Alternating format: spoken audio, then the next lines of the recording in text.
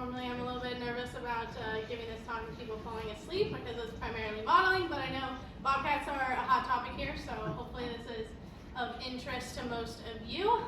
So today I'm talking about one chapter of my dissertation on Ohio's recovering bobcat population and an analysis I developed with co-authors Catherine Dennison, Kevin Shoemaker at the University of Nevada, Reno, and my advisor, Burrell.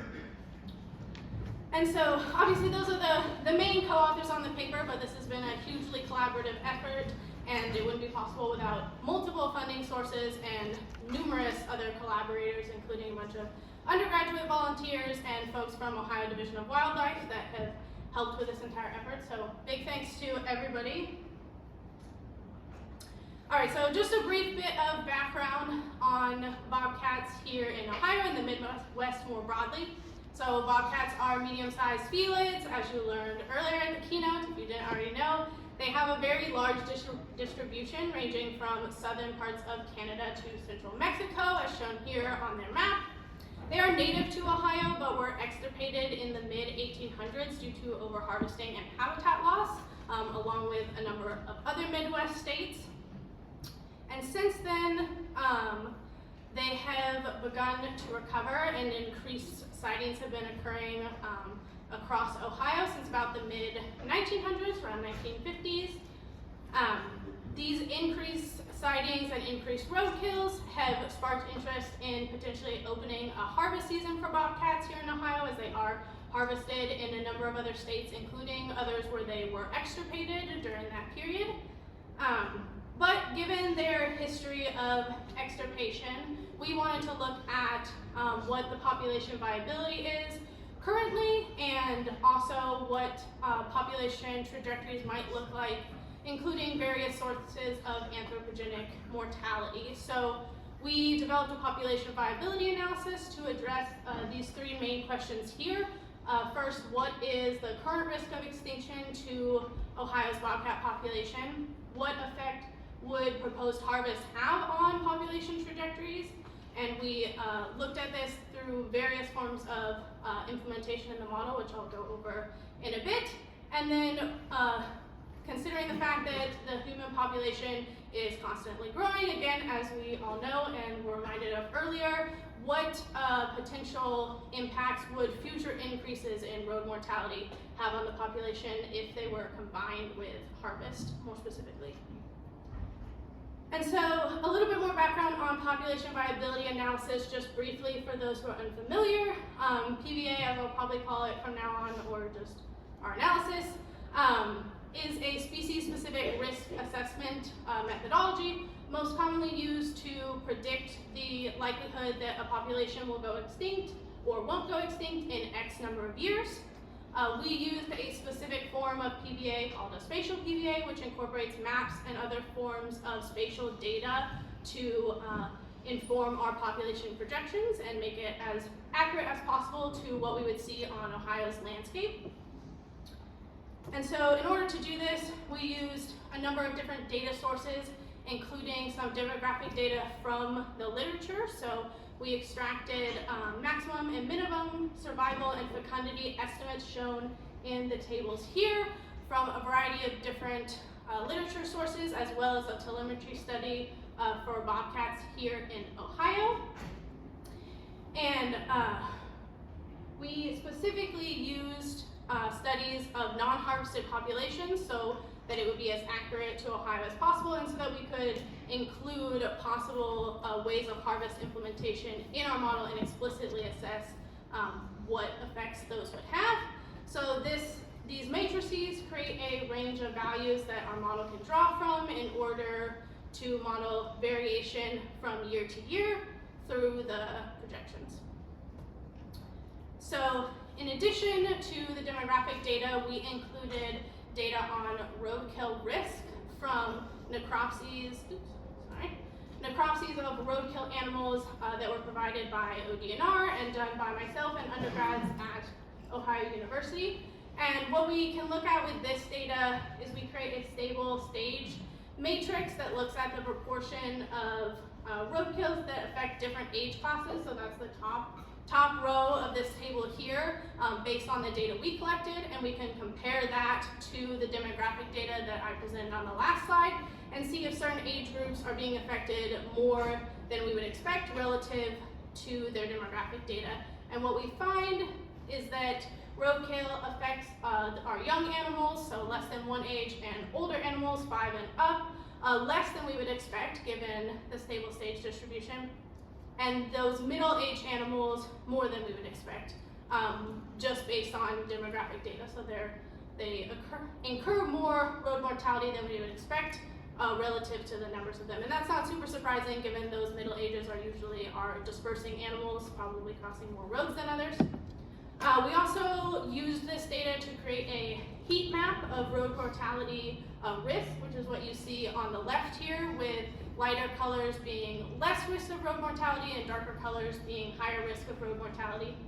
And this is incorporated into our model to add a spatial element for those future projections of road mortality only. So the vital rates that we get from the literature and from the telemetry study already inherently include mortality risk. We can't remove mortality from those populations, road mortality from those populations, since they experience some level of it already. So this map is only used for those future projections to look at what possible increases in traffic in these areas would do to population projections. And then lastly, we incorporated habitat suitability into our model based on verified sightings, also provided by the Ohio Division of Natural Resources. We selected only sightings from 2000 on to ensure that habitat variables associated with those locations were as similar to habitat that we see on the landscape today. And these verified sightings were put into another model that's described in further detail in my advisor's recent paper from 2021 to create this habitat suitability map, where warmer colors indicate higher habitat suitability and cooler colors indicate lower habitat suitability. And again, not horribly surprising, we see like most of the primarily forested areas in Southeast Ohio have higher habitat suitability than a lot of the urban and agricultural areas. And this is incorporated into the model and sort of creates it's a mask layer incorporated into the model whereby cells that have higher habitat suitability can host a higher number of individuals than cells with lower habitat suitability based on a maximum level that we set for the model. All right, and so what we did with all of this data, we ran 26 different scenarios that try and address those 3 main questions I proposed earlier, as well as a suite of others. Each simulation runs for 300 iterations, projecting 40 years into the future. And before I get into a few results, my very dry slide on model assumptions, just because we never know everything about wildlife, even though this model is incorporating a lot of complexity, more so than things that have been developed in the past for bobcats, and we're trying to make it as accurate and specific to Ohio as possible. There are a few assumptions that do impact the results I will show you, and I won't go into all the details for these, but essentially the takeaway here is that the exact numbers we see on the projections that I'll show in my results slides are not necessarily reflective of the exact numbers of bobcats in Ohio, because we don't know the starting population size and we don't know exact density estimates for each of the cells in our model. But what we're really curious about is how the different ways we implement the model and the different scenarios that we've run, how those reflect or how those impact overall population trends. Is there more increasing populations under certain scenarios, more declining populations, a lot of uncertainty and spread amongst the data, things like that, less so than like what are the exact number of predicted bobcats, because we just don't have that information yet. And so getting to our first question about what is the current risk of extinction for Ohio's bobcats, we ran 2 baseline simulations that are shown here with various levels of maximum density, so how many individuals can be held in each of those cells. That again is scaled by habitat suitability, so not every cell is going to have a density of 20 or 30 individuals. Just those high suitability cells can have that maximum level, and again, lower suitability cells will not. So for each of these result slides that I show you, on the x-axis we have years into the future, the y-axis is abundance in thousands for the populations, and Here we have two different density levels that I've shown you. As I said before, we don't know exactly what the density levels are for bobcats in Ohio, but based on a preliminary spatial capture analysis that myself and my advisor have been doing with DNA from scat, it does look like we're closer to that 20 individuals as opposed to the 30, which was a value we set based on a study done in Virginia. And so regardless of which density you set, these scenarios show that the bobcat population does look to be doing well. We predict that it would be increasing quite significantly in the next 10 years or so, and then leveling off. Exact value again will depend on starting population and exact density and some other variables, but doing well, not really looking like there's a huge risk of extinction for the population. So that's great news for bobcats. Looking at our second question, what effect would proposed harvest have on population trajectories? So the remainder of the slides are going to reflect density levels of 20, if that's of interest, just because that is what we think is closer for Ohio than those 30 density or 30 individuals.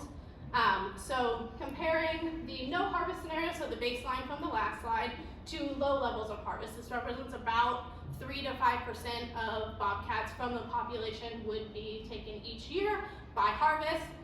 And as you can see, there is, a few more scenarios that show possibilities of declining populations. There's a bit more uncertainty in the data, but if you look at the median, which is represented by that dark black line and the interquartile range, those two red lines, they are fairly similar between the two scenarios. So does indicate that there might be some sustainable amounts of harvest that the population can withstand without risking, extinction or massive population declines. However, if we look at different levels of harvest intensity, so we have the low harvest, again, on the left, and higher harvest on the right. It represents about, give or take, 15% of the population will be harvested each year. Now we're seeing unsustainable levels, so a lot of declining population trajectories. That interquartile range even almost hits extinction levels for some of the population projections. So definitely a scenario we would want to try to avoid for Ohio's bobcats if we want to keep them around. And this is just another slide that shows those two graphs in comparison with the no harvest scenario, just to give a little more options here. All right, and so another thing we wanted to look at, there are different ways that harvest could be implemented if it happened here in Ohio, and those might create biases towards different age groups of animals. So we ran a couple scenarios that looked at what happens if all age classes are targeted equally, or if just adults, so those larger bodied individuals, are targeted by harvest instead of all age classes equally. And with this, we don't really see a huge difference in implementation at low levels of harvest, which is the one I'm going to focus on just for the sake of time, since that's the high levels of harvest were already shown to be unsustainable. So it doesn't look like implementation has a huge impact on the population trajectories. Here at low harvest and with 20 individuals per cell max abundance, we see a little bit of a difference at high harvest, which I won't show for the sake of time, and if the density is a bit higher, then that adults only scenario is a little bit lower, since adults are a little bit more important for the population growth. But here at low harvest, implementation has negligible effect. And then getting to that last question, so if harvest was implemented, what effect would combining that with potential future increases in road mortality have on the population trajectory? So on the left, we have the harvest only scenario. This is again low levels of harvest. And on the right, we have low levels of harvest plus additional road mortality. And as you'd expect, adding more sources of road mortality or increasing a source of mortality does create a little bit more uncertainty in our population projections. There's more projections that predict declines, but overall not, dire, everything predicts extinction. So there's some hope there.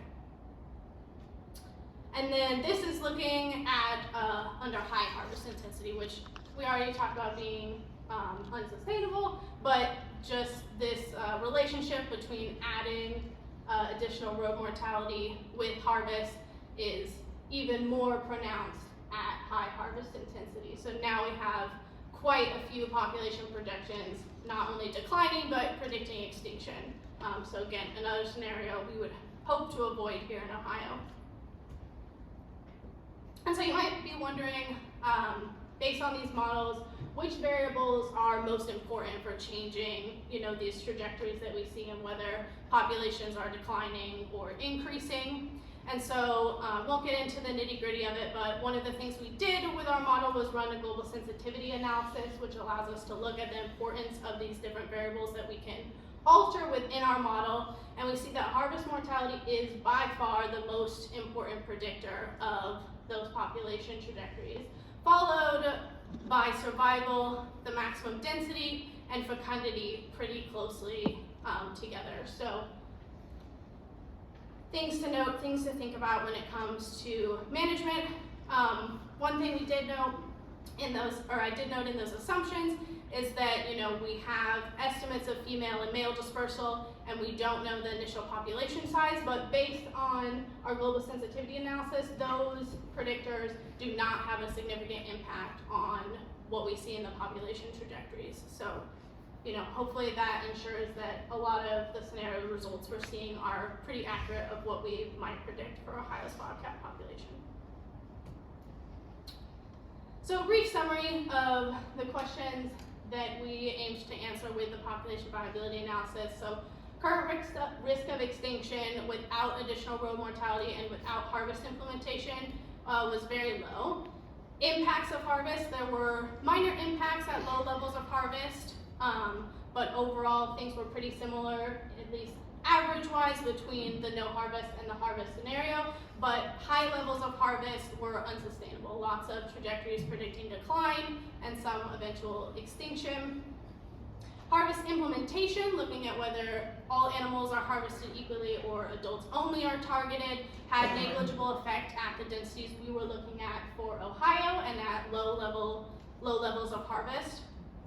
And additional roadkill, unsurprisingly, makes the population more prone to decline, but particularly at high levels of harvest. So again, something we would want to avoid for Ohio's bobcats.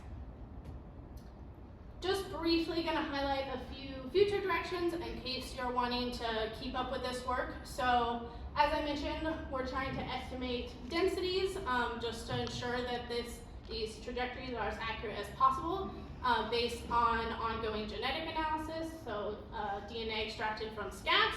Preliminary analysis shows that it's pretty close to that 20 individuals per 100 kilometers squared that we were using for the model, but it's always good to have a more exact estimate. We are hoping to continue updating the habitat suitability model as bobcats continue to disperse further throughout the state. So the colonization effort is still ongoing. They were colonized from populations in Kentucky and West Virginia in the south and southeast. But our updated maps show that there are still individuals moving more northward and eastward. So good to keep updating that habitat suitability model and rerunning some of these analyses to make sure that we have accurate projections. There's also an undergrad student working with us, Ashley Canote. If you haven't seen her poster already out in the hall, you should go check it out. Looking to investigate how heavy metal bioaccumulation might be impacting bobcats here in Ohio with some liver samples from those roadkill animals that we used for our road mortality data. And then another chapter of my dissertation is understanding how competitors, primarily coyotes, might be affecting bobcat recolonization, looking at camera trap data and multi-species occupancy models. And with that, if anybody has questions, I'd be happy to take them.